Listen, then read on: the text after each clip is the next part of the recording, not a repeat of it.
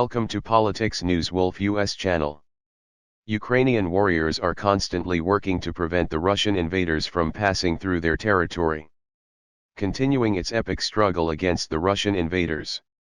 Since February, the Ukrainian army is implementing additional measures to ensure the security of the regions. It dominates the Ukrainian armies actively using high-tech weapons from the west against the Russian invaders. The Ukrainian forces, especially with the air defense systems they used when defended, mostly succeeded in repelling the attacks of the Russian army. The armed forces of Ukraine placed self-led guns and HIMARS because on the Belarusian border, the Ukrainian armed forces have placed hundreds of traps on the border with and are constantly moving them.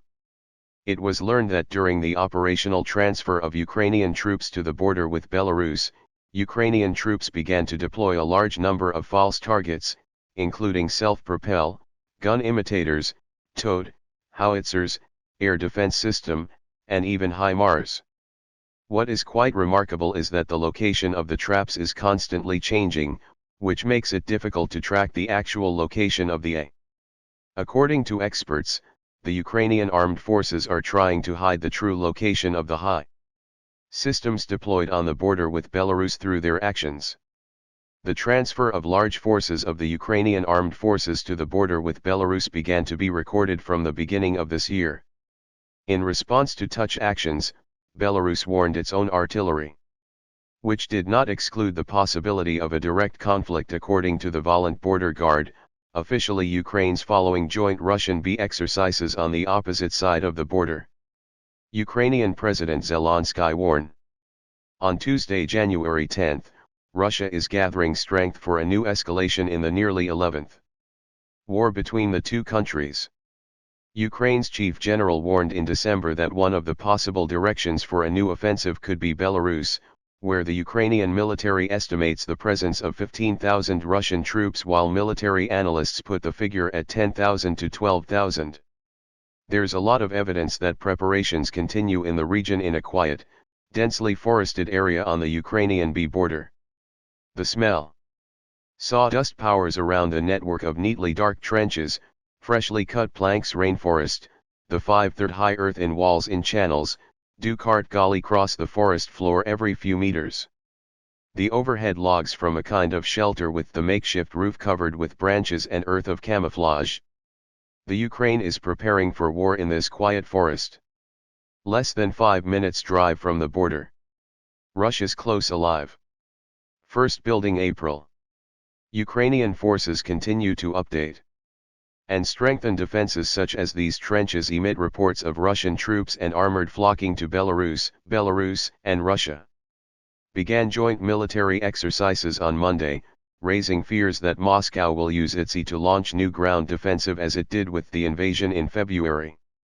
The Belarus Defense Ministry said the Air Force exercises will be held by February 1 using all Belarus military air bases and with joint army exercises involving a mechanized Brigade subdivision. In the meantime, some developments emerged that Russian authorities continued their work outside the field. Russian special services are preparing IPSO against the military political leadership of Ukraine. Ukrainian intelligence said that Russian special services are preparing an extensive information and psychological special operation to discredit Ukraine's military and political leadership. In particular, discrediting campaign will be carried out against the Chief of General Staff of the Armed Forces of Ukraine HAB, the head of the SBU MAC, the Minister of Defense of Ukraine, Alex Reniko, the head of the Office of the Armed Forces of Ukraine, Alexei Residentialniko, according to Intelligence President Andrew Yak, acting National Police, Ivan Sikorsky, and others are appointed for this job. According to intelligence, the campaign will involve filling in material produced against them in Ukrainian and international media. The aim of the Russian IPSO is to create uncertainty about Ukraine's defense capabilities among Ukrainians and international partners. Russian intelligence agencies believe this should cause political instability at home and undermine international anti-Putin coalition's confidence in Ukraine. It is worth recalling that earlier the Ministry of Defense denied a near Russian fraud, allegedly coming of personal changes in the country's top military and political leadership. According to Deputy Defense Minister Anna Mayer, the Russian Federation is trying to devastatingly affect Ukraine's defense capability and cause panic in society. Russia has previously launched PSSO against Ukraine, taking advantage of power problems caused by missile attacks on critical infrastructure. Prior to this, Russia launched an information psychological operation against Ukraine. In order to avoid terrorism charges and try to present Ukraine as a self-bombing terrorist state while Russia's efforts continue. New aid doses continue to be open to Ukraine. A statement from Belgium in the past few days aroused the quietest stir. Belgium has approved the largest military aid package to Ukraine.